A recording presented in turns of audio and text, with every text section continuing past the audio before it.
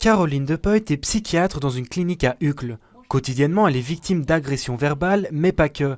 Elle a déjà été atteinte physiquement dans le cadre du travail. J'ai été à 2 reprises, dans le cadre de mon activité professionnelle, agressée physiquement. Une fois où j'ai reçu un coup de poing et une autre où on m'a plaqué contre le mur en menaçant de me frapper à nouveau. Et heureusement que j'étais entourée, qu'il y avait des collègues qui étaient là et qui ont pu arrêter la personne avant que ça ne dégénère. Et elle n'est pas seule dans ce cas-là. Les médecins sont de plus en plus victimes de violences.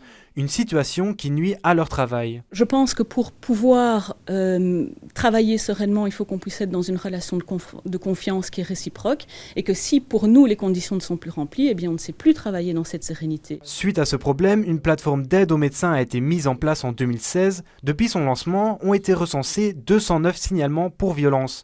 111 appels concernent des agressions verbales, 57 pour des pressions psychologiques, 39 de violences physiques et 2 agressions sexuelles. Ces chiffres ne sont que la partie visible de l'iceberg.